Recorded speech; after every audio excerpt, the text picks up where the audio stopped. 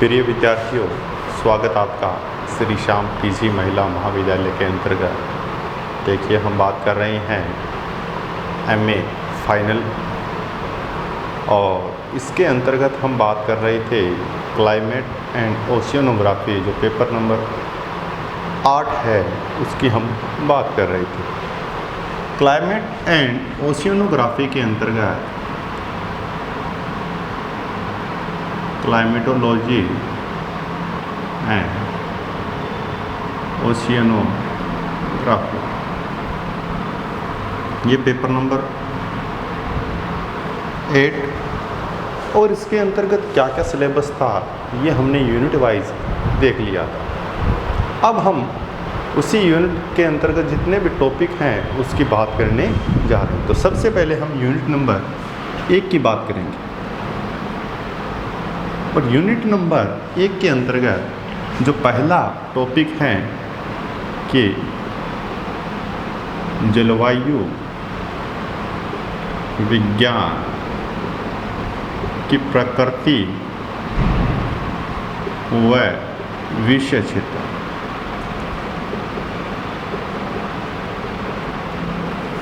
इसकी बात करेंगे। ये एक ऐसी चीज़ होती है, हम किसी भी शाखा का अध्ययन करते हैं तो हमें सबसे पहले ये अवगत करवाती हैं कि इसके आंतरिक भाग में किन किन तथ्यों के बारे में हमें जानकारी प्राप्त होगी। तो ये वो टॉपिक है। इसमें हम देखेंगे, एक सामान्य रूप से देखेंगे कि भी इसमें किस चीज़ का अध्ययन किया जाता है, प्रकृति और किन किन क्षेत्रों का हम इसमें विश्लेषण करेंगे। तो ये चीज़ देखी जाती है। तो सबसे पहले देखिए, जो जलवायु विज्ञान है, जलवायु विज्ञान, इसके अंतर्गत हमें सिर्फ और सिर्फ जो हमारे चारों ओर क्या हैं, वायुमंडल, इस वायुमंडल का अध्ययन करना है और इससे संबंधित जितनी भी दशाएं उत्पन्न होती हैं उस सभी का अध्ययन हमें किसके अंतर्गत करना है, जलवायु विज्ञान के अंतर्गत। तो जलवायु विज्ञान में हमें जो हमारे चारों ओर जो वायुमंडल है उसका और तथा उससे संबंधित जितने भी संकल्पनाएं हैं, जितने भी तथ्य हैं, उन सभी का अध्ययन हमें किसमें करना है, जलवायु विज्ञान। अब देखिए, वायुमंडल में क्या क्या चीज़ होती हैं ये देखिए। वायुमंडल की बात करेंगे तो वायुमंडल में इससे संबंधित दशाएं, समय के अकॉर्डिंग मौसम भी होता है और साथ साथ में जलवायु भी स्पष्ट होती है। अब जलवायु विज्ञान के अंतर्गत दो कारक हमें दिखाई दे रहे हैं। एक दिखाई दे रहा है मौसम और एक दिखाई दे रहा है जलवायु। वायवीय घटनाएं हैं ये, मौसम और जलवायु। अब देखिए, मौसम क्या होता है और जलवायु क्या होती है, ये दो कारक हैं, इनका हमें अच्छी तरीके से अध्ययन करना है। मौसम देखिए, प्रतिदिन प्रत्येक दिन वायुमंडलीय दशाओं में जो परिवर्तन होता है उस परिवर्तन को हम क्या बोलते हैं, मौसम बोलते हैं। मौसम क्या होता है, एक दिन के अंतर्गत हमारे चारों ओर के वातावरण में क्या परिवर्तन आया है।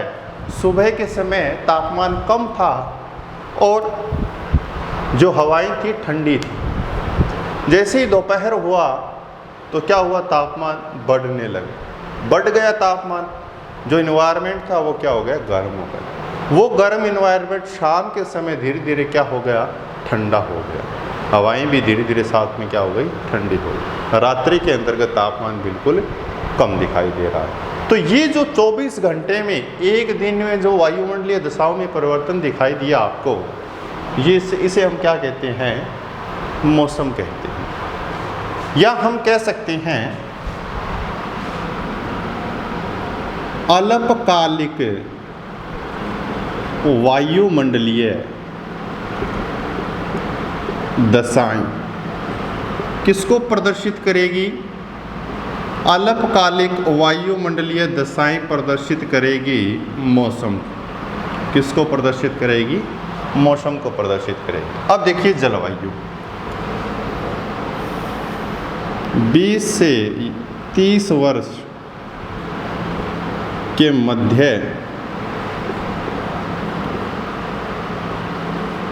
किसी क्षेत्र का मौसम एक जैसा बना रहता है, उसे हम किस में काउंट करेंगे? जलवायु में काउंट करेंगे। किस में काउंट करेंगे?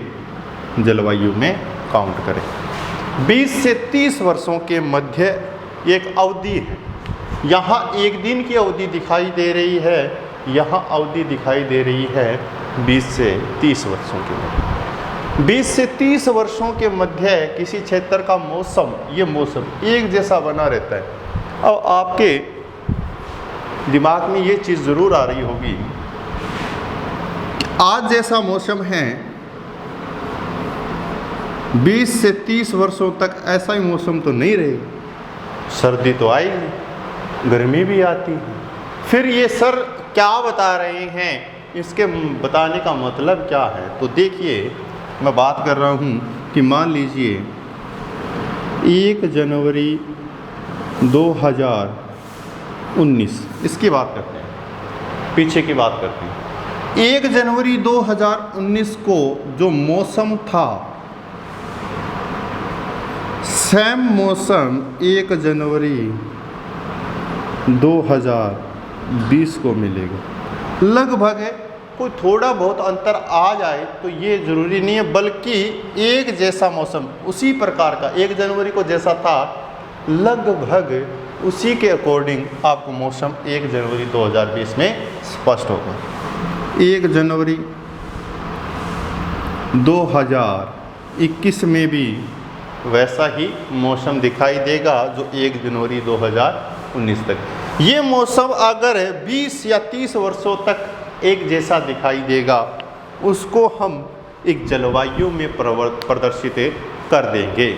चाहे तो वो जलवायु उष्णकटिबंधीय हैं, चाहे वो जलवायु शीतोष्ण कटिबंधीय हैं, चाहे वो शीतकटिबंधीय जलवायु, चाहे वो भूमध्य सागरीय, चाहे वो मानसूनी है, चाहे वो मरुस्थलीय है, किसी भी प्रकार की जलवायु हो सकती है।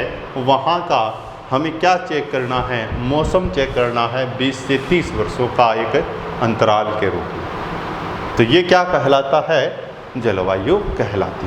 अब मौसम और जलवायु, बस इनके कारक क्या हैं, जलवायु विज्ञान में समाहित है। अब देखिए, ये जब अल्पकालिक हो गया तो इसको हम बोलते हैं दीर्घकालिक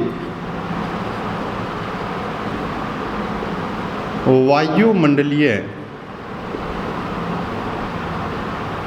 दशाओं का जो योग होता है वो जलवायु कहलाती है। ये क्या हो गई? दीर्घकालिक। ज़्यादा समय हो गया ना, ये हो रहा है समय यहाँ पर कम, तो छोटी अवधि के लिए हम मौसम का प्रयोग करते हैं और लंबी अवधि के लिए हम जलवायु शब्द का प्रयोग करते हैं। दोनों कारक हमें अच्छी तरीके से समझ में आ गए। अब देखिए, जलवायु विज्ञान के अंतर्गत 3 क्षेत्रों में अध्ययन किया जाता है। 3 प्रकार से अध्ययन किया जाता है। देखिए कैसा अध्ययन किया जाता है, या इसकी 3 उप शाखाएं हैं, इस प्रकार से भी कह सकते हैं।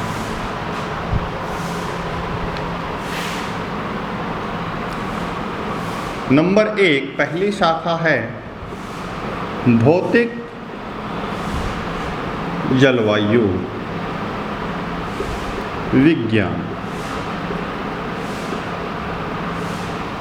दूसरी है प्रादेशिक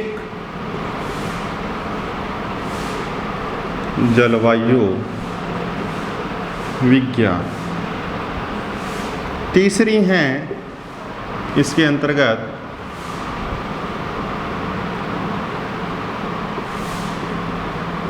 या हम कह सकते हैं व्यवहारिक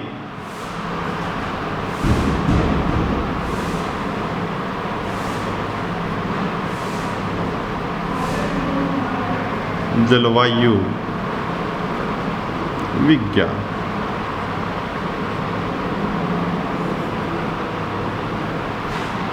भौतिक जलवायु विज्ञान, प्रादेशिक जलवायु विज्ञान और व्यवहारिक जलवायु विज्ञान, तीन क्षेत्र हमें स्पष्ट हो रहे हैं किसमें, जलवायु विज्ञान के अंदर। और इन्हीं तीन क्षेत्रों का अध्ययन किया जाता है इसके अंतर्गत। तो देखिए प्रत्येक क्षेत्र में कौन कौन से कारक सम्मिलित हैं। देखिए सबसे पहले है भौतिक जलवायु विज्ञान। भौतिक जलवायु विज्ञान के अंतर्गत वायुमंडल में कौन कौन से कारक होते हैं जो भौतिक दृष्टि से महत्वपूर्ण होते हैं। पवन की बात करते हैं, वायुदाब, पेटियों की बात करते हैं, आर्द्रता की बात करते हैं, संघनन की बात करते हैं, वर्षा की बात करते हैं। ये जितने भी कारक हैं इनका अध्ययन भौतिक जलवायु विज्ञान के अंतर्गत किया जाता है। भौतिक, ठीक है, या हम कह सकते हैं प्राकृतिक दृष्टि से ये कारक उत्पन्न होते हैं, इनका अध्ययन किया जाता है वायुमंडल के अंतर्गत। अब देखिए आगे प्रादेशिक जलवायु विज्ञान। प्रादेशिक जलवायु विज्ञान के अंतर्गत प्रदेशों का अध्ययन किया जाता है। और प्रदेशों में क्या चीज़ चेक करेंगे, प्रदेशों में जलवायु चेक करेंगे कि भी प्रत्येक प्रदेश के अंतर्गत किस प्रकार की जलवायु पाई जाती है। और इसके लिए हमें क्या करना पड़ेगा, जलवायु वर्गीकरण देखना पड़ेगा, जिससे हमें पता चलेगा कि विश्व के अंतर्गत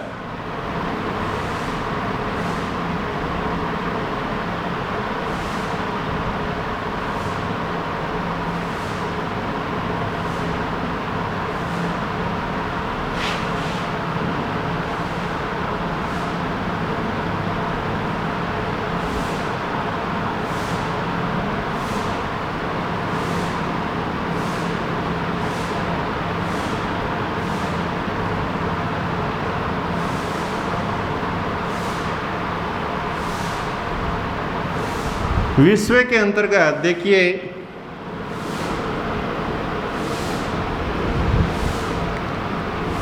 ये कुछ रेखाएं हैं, इसकी बात हम आगे करेंगे। कर्क रेखा, विषुवत रेखा, मकर रेखा, इनमें कौन कौन से कटिबंध होते हैं ये भी हम बात करेंगे। अब देखिए एक क्षेत्र इसके अंतर्गत आ रहा है, कुछ क्षेत्र यहाँ भी आ रहा है, कुछ क्षेत्र इससे ऊपर जो ग्रीनलैंड का क्षेत्र है ये यहाँ भी आ रहा है। तो देखिए प्रत्येक क्षेत्र में अलग अलग प्रकार की जलवायु स्पष्ट हो रही है। क्यों? क्योंकि यहाँ तापमान अलग मिलता है, यहाँ तापमान अलग मिलता है और यहाँ तापमान अलग मिलता है। जलवायु को निर्धारित करने के लिए तीन प्रमुख तत्व लिए जाते हैं, याद ही रखना हमेशा। एक लिया जाता है तापमान, दूसरा लिया जाता है वर्षा और तीसरा लिया जाता है वनस्पति। ये तीन कारक हमें किसी प्रदेश की जलवायु ज्ञात करनी है तो तीन कारक हमारे पास में होने बहुत ही आवश्यक होते हैं, वहाँ का तापमान, वहाँ की वर्षा और वहाँ की वनस्पति। अगर ये तीनों कारक हैं तो हम इसका किसी भी प्रदेश की जलवायु का अध्ययन आसानी से कर सकते हैं। कुछ विद्वानों ने तापमान और वर्षा के आधार पर बताया जलवायु, और कुछ भूगोलवेताओं ने तापमान, वर्षा और वनस्पति तीनों कारकों को एक साथ रखा है। लेकिन तीनों ही कारक बहुत ही महत्वपूर्ण हैं। वनस्पति को मेंशन करना ही पड़ेगा, तापमान और वर्षा के आधार पर हमें उसकी जलवायु प्रदर्शित करनी ही पड़ेगी। तो ये तीन कारक हैं जिसके आधार पर हम विश्व की जलवायु को प्रदर्शित करते हैं। तीसरा जो आता है व्यवहारिक।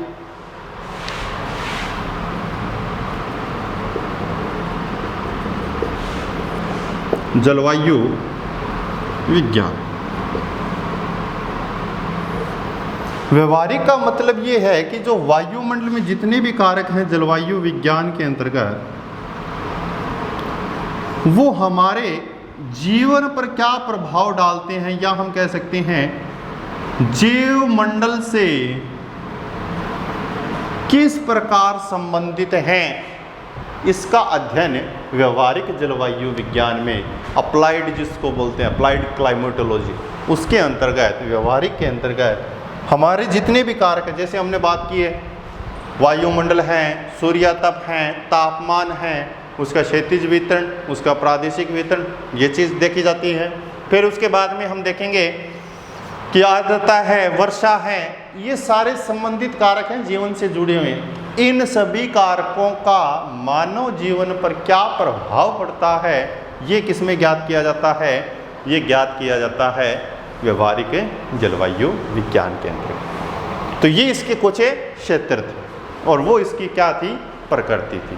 तो इस प्रकार से एक टॉपिक था हमारा जो एक सामान्य आधार देखा है हमने, और इसके अंतर्गत क्या क्या विकल्प और हैं इसकी हमें कोई आवश्यकता नहीं है। जितनी आवश्यकता थी उसका अध्ययन हमने यहाँ पर किया है, जो आसानी से आपको समझ में आ गया है कि 3 प्रमुख क्षेत्र हैं और इसके अंतर्गत मौसम और जलवायु 2 ऐसे कारक हैं जिनका हमें विस्तृत अध्ययन करना है। और जलवायु के लिए 3 प्रमुख कारक हैं निर्धारण हेतु, तापमान, वर्षा और वहाँ के क्या है वनस्पति। 3 कारक थे, उसका हमने अध्ययन किया है। अब आगे जो टॉपिक हैं, दूसरा जो टॉपिक है वो टॉपिक है वायुमंडल। वायुमंडल से संबंधित मैंने पहले भी कहा था। और वायुमंडल के अंतर्गत क्या चीज़ दे रखी है? 2 चीज़ दे रखी हैं, एक तो उसका संगठन और दूसरी उसकी संरचना। ये टॉपिक हम नेक्स्ट वीडियो या नेक्स्ट क्लास में करेंगे, संगठन और संरचना। कई बार हम एक मान लेते हैं, ये हमारी गलती होती है।